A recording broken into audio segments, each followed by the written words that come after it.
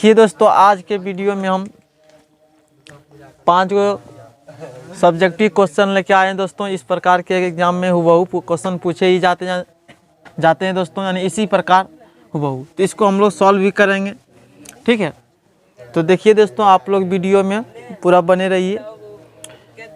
Question 1 पढ़ते हैं। यदि किसी वृत्त की त्रिज्या, ठीक है, इसको हम लोग शॉर्ट में थोड़ा बनाएंगे। ऑब्जेक्टिव के रूप में भी पूछा जाता है और सब्जेक्टिव के रूप में भी कभी कभी पूछा जाता है, और बहुत इंपॉर्टेंट है दोस्तों।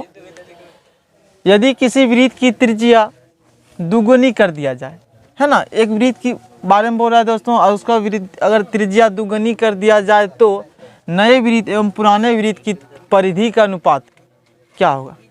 तो इस प्रकार ऑब्जेक्टिव में अधिकतर पूछा जाता है क्वेश्चन दोस्तों। और तो इसको हम लोग कैसे शॉर्ट में बनाएंगे।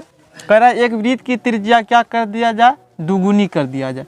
तो हम लोग मान लेते हैं जो पहले का वृत्त जो होगा दोस्तों, तो उसका त्रिज्या मान लेते हैं, यानी पुराने वृत्त की त्रिज्या तो r मान लेते हैं। और जो नए वृत्त का जो त्रिज्या होगा दोस्तों, तो क्या कर देना है, दुगुना। तो लिखेंगे नए वृत्त की त्रिज्या, इसको मान लेना है ना।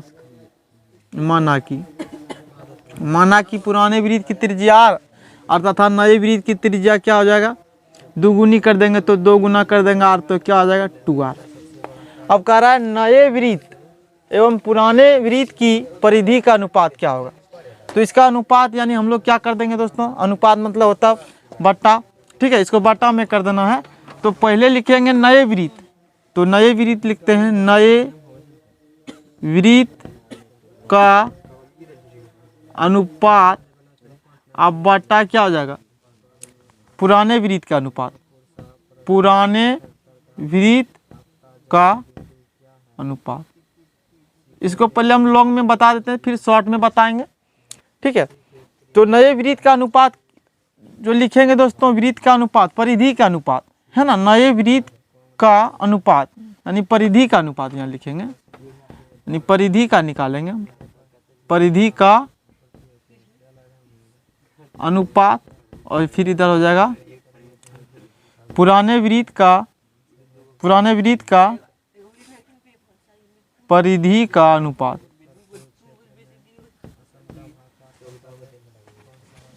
देखिए वृत्त का जो परिधि होता है, हम लोग जानते हैं कि वृत्त का जो परिधि क्या होता है दोस्तों। जैसे एक प्रकार का यह वृत्त है, और वृत्त एक यानी परिधि जो होता है एक प्रकार का दूरी होता है ना। वृत्त की जो कुल लंबाई है उसी को हम लोग क्या कहते हैं, परिधि, है ना। तो परिधि का सूत्र हम लोग पता है क्या होता है, 2πr। क्या होता है 2πr। तो उस ऊपर वाला हो जाएगा नए वृत्त है, तो नए r कितना है, तो r जगह कितना लिखेंगे 2r। अब देखिए नीचे कितना लिखेंगे, परिधि। अब पुराने का r इतना है, तो 2πr, इसका भी तो r है ना। तो यहाँ क्या हो जाएगा, r और r क्या हो जाएगा, कट जाएगा, और 2π और 2π क्या कट जाएगा, तो ये कितना बचेगा 2/1, और यानी हो गया 2:1। क्या जाएगा आंसर इसका दोस्तों, 2:1 हो जाएगा, है ना। इसका 2:1 हो जाएगा। तो अब इसको शॉर्ट में कैसे बनाएंगे, एग्जाम के ऑब्जेक्टिव में देखिए कह रहा है एक वृत्त को उसका त्रिज्या क्या करना है, दुगुना करना। तो नए वृत्त एवं पुराने वृत्त का परिधि क्या होगा। तो इसको शॉर्ट में इस प्रकार बनाएंगे।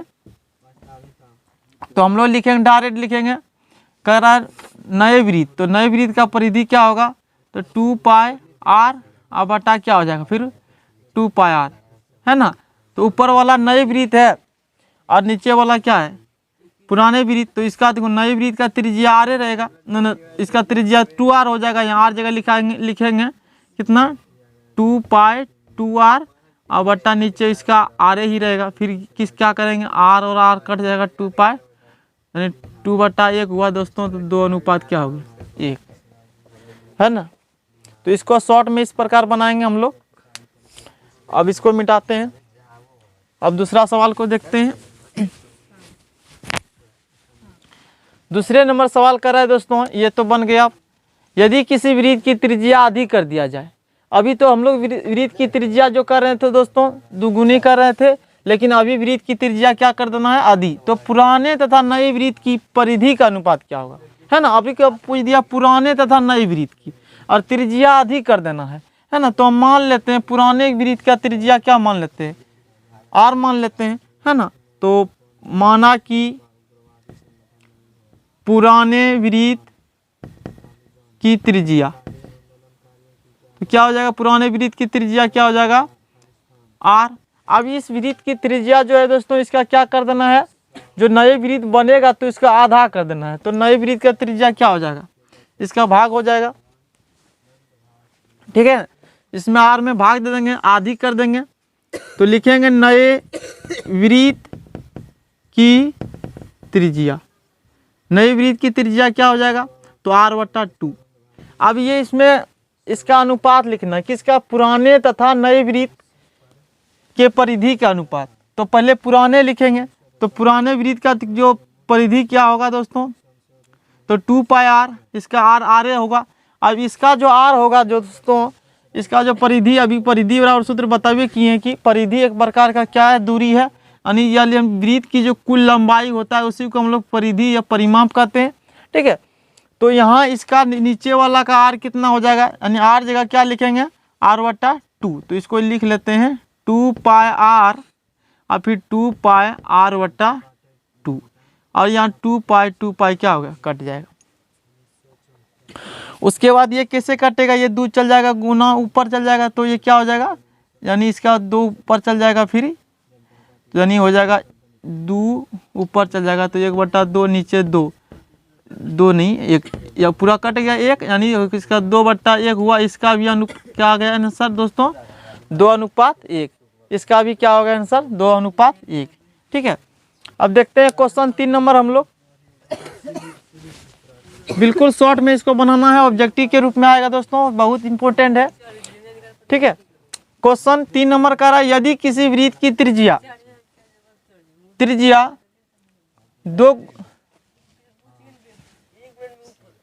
दो गुनी कर दिया जाए, नए वृत्त की क्षेत्रफल का अनुपात, यहाँ 2 गुनी होगा दोस्तों, ठीक है। यदि किसी वृत्त की त्रिज्या 2 गुनी हो जाए तो, ठीक है, यदि किसी वृत्त की त्रिज्या क्या हो जाए, 2 गुनी हो जाए, तो पुराने एवं नए वृत्त के क्षेत्रफल का अनुपात क्या होगा। तो अब की बार पूछ दिया क्षेत्रफल का अनुपात, यानी इसका त्रिज्या कितना हो रहा है, 2 गुना, ठीक है ना।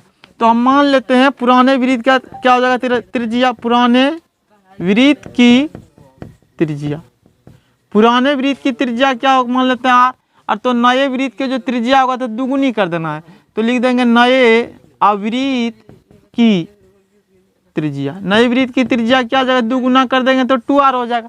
अब कह रहा पुराने एवं नए वृत्त के क्षेत्रफल का अनुपात, तो इसका हम लोग जानते हैं कि वृत्त का जो क्षेत्रफल होता है, यानी इस एरिया का क्षेत्रफल पूरा क्या होता है, πr², है ना, πr²। लेकिन पुराने वृत्त का त्रिज्या यहाँ r है और नए वृत्त की त्रिज्या क्या है, 2r। तो इसका लिखना है कैसे, यानी क्षेत्रफल के अनुपात ज्ञात करना है, तो यानी बट्टा में लिखना है। तो पहले पुराने वृत्त है, उसके बाद नए वृत्त है, तो पहले पुराने वृत्त ऊपर वाला है, तो इसका लिखेंगे πr², और नीचे वाला का भी लिखेंगे, क्या लिखेंगे, πr²। लेकिन यहाँ करेंगे क्या, इसका r है, इसके r जगह क्या लिखेंगे, 2r, तो इसको लिखेंगे πr², और इसके लिखे जगह r जगह क्या लिखेंगे, 2r। तो यानी पाई और लिखेंगे 2r²। देखिए इसको सॉल्व भी कर लेते हैं, तो πr² ही होगा, और फिर यहाँ हो जाएगा पाई और 2 का स्क्वायर 4 और r का स्क्वायर r, तो r² कट जाएगा और पाई भी कट जाएगा, यानी 1 कितना बचेगा, 4, यानी 1:4 क्या हो गया, 4, है ना। अनुपात में कैसे लिखते हैं, जैसे 1 यहाँ 4 है, 1/4 है, तो पहले 1 को लिखना है और बाद में किसको लिखना है, 4 को, बाद में किसको लिखना है, 4 को। देखिए बिल्कुल आसान था, है ना। तो हम लोग पहले पुराने वृत्त को मान लेते हैं, तब नए जो वृत्त हम लोग चेंज करेंगे या दुगुनी करेंगे तो 2r लिख दिए। अब कह रहा था पुराने एवं नए वृत्त के क्षेत्रफल का अनुपात ज्ञात करना, यानी क्षेत्रफल उसका ज्ञात करना और उसका भी क्षेत्रफल का क्या ज्ञात करना है, अनुपात। तो हम लोग डायरेक्ट यहाँ इसका लिख दिए पुराने वृत्त का क्षेत्रफल और नए वृत्त का क्षेत्रफल, और लिख दिए बट्टा में। बट्टा में क्यों लिख दिए, क्योंकि अनुपात, और अनुपात यानी भागा एक ही होता है दोस्तों उसको, तो इसको हम लोग इस प्रकार इसको अनुपात में कन्वर्ट कर दिए। अब देखते हैं क्वेश्चन 4 नंबर, जो एग्जाम की दृष्टि से दोस्तों काफ़ी इंपॉर्टेंट है ये पाँचों, ठीक है। 99% संभावना है कि जरूर आएंगे क्वेश्चन ये। देखिए दोस्तों 4 नंबर जो क्वेश्चन कर रहा है, एक घन का आयतन 125 मीटर क्यूब दिया है ना, एक घन है। तो हम लोग का हम लोग जानते हैं कि जो घन होता है दोस्तों, घन की प्रत्येक भुजा क्या होता है, यानी घन जो होता है लंबाई चौड़ाई और ऊंचाई क्या होता है, बराबर होता है ना। तो घन कुछ इस प्रकार होता है, यानी लूडो की जो गोटी है दोस्तों, तो वो एक घन है। इसमें घन का आयतन दे दिया, तो हम लोग यहाँ दिया है, इसमें 4 नंबर में दिया है, क्या दिया है, घन का आयतन। घन का आयतन दिया 125 मीटर क्यूब, कह रहा है इसका कुल पृष्ठ क्षेत्रफल ज्ञात करें। तो हम लोग जानते हैं कि घन का कुल पृष्ठ क्षेत्रफल कितना होता है। तो इसमें कुछ कितने फलक होते हैं दोस्तों, घन में जो 6 फलक होते हैं, और 6 जो फलक होता है कैसा होता है, वर्गाकार। तो वो एक वर्ग का क्षेत्रफल होता है भुजा स्क्वायर। तो 6 गो है तो क्या हो जाएगा, भुजा स्क्वायर अगर 6 बार लिखेंगे तो 6 भुजा स्क्वायर, यानी जो घन का जो कुल पृष्ठ क्षेत्रफल होता है दोस्तों 6 गुना भुजा स्क्वायर। 6 गुना क्या होता है, भुजा स्क्वायर। तो यही हमको प्राप्त करना है, लेकिन क्या दे दिया है, आयतन। तो इसको शॉर्ट में कैसे ज्ञात करेंगे, घन का कुल पृष्ठीय क्षेत्रफल। तो इसको लिखेंगे, क्या लिखेंगे, कुल पृष्ठ क्षेत्रफल 6L स्क्वायर, या भुजा स्क्वायर हिंदी में लिखते हैं, है ना। चलो इसको मिटा देते हैं इधर। देखिए दोस्तों अब हमको तो भुजा पता नहीं है, ठीक है, तो भुजा कैसे निकलेगा, तो आयतन ही दिया है। आयतन क्यों दिया है, आयतन से ही भुजा हम लोग निकालेंगे। तो घन का जो आयतन होता है भुजा क्यू होता है ना, तो इसको भुजा क्यू है, तो यहाँ लिखेंगे घन का आयतन। इसी को उठा के नीचे लिख लेते हैं, घन का आयतन, और ये दिया है कितना, 125 मीटर क्यूब। और घन का आयतन हम लोग सूत्र जानते हैं क्या होता है, भुजा क्यू, है ना, क्या होता है, भुजा क्यू, और 125। देखिए अब इसे ये क्यू जाएगा उधर, तो क्या होगा ना, तो इसको हम लोग इसको इस रूप में कर लेते हैं, है ना। जैसे 5 को लिख सकते हैं 5 का क्यू, और इधर लिख सकते हैं भुजा का ये क्यू, और क्यू क्या हो जाएगा, कट जाएगा, यानी भुजा बराबर क्या आ जाएगा, 5 मीटर। देखिए दोस्तों 5 मीटर भुजा निकल गया। अगर यहाँ बैठा देंगे तो यहाँ हो जाएगा 5 का स्क्वायर, भुजा जगह 5 का स्क्वायर 25, और 25 गुना 6 तो कितना हो जाएगा, 150, है ना। इसको शॉर्ट में बना लेना है। यानी आयतन दिया 125, तो 125 का घन कितना होता है, किसका घन होता है, यानी 5 का घन होता है, यानी इसका निकला भुजा 5, और 5 में इसमें गुना कर देना है, 5 का स्क्वायर 25 और गुना 6 150। तो इस प्रकार इसको बनाना है। देखते हैं नेक्स्ट सवाल, और जो लास्ट सवाल है दोस्तों, फिर हम अगले वीडियो में भी इसी प्रकार लाएंगे क्वेश्चन दोस्तों, VVI क्वेश्चन। इसमें कह रहा है देखो, दो समरूप त्रिभुज की भुजा का अनुपात दिया है ना। तो हम लोग जानते हैं समरूप त्रिभुज की संगत भुजा क्या होता है दोस्तों, समानुपाती होता है। समरूप त्रिभुज की संगत भुजा क्या होता है, समानुपाती होता है ना। तो ये इसका त्रिभुज की भुजा का अनुपात दे दिया है, 1:2 है, ठीक है, अनुपात में है। तब इन त्रिभुज के क्षेत्रफल का अनुपात क्या होगा, तो ये बताना है दोस्तों, ये त्रिभुज के जो क्षेत्रफल का इसका अनुपात क्या होगा।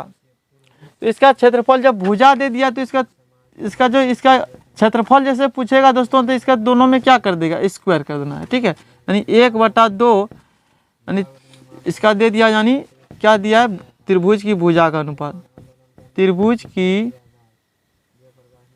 भुजाएं बराबर कितना दिया है, 1:2, है ना। भुजा दिया, जब क्षेत्रफल पूछ देगा तो इसको हम लोग लिखेंगे,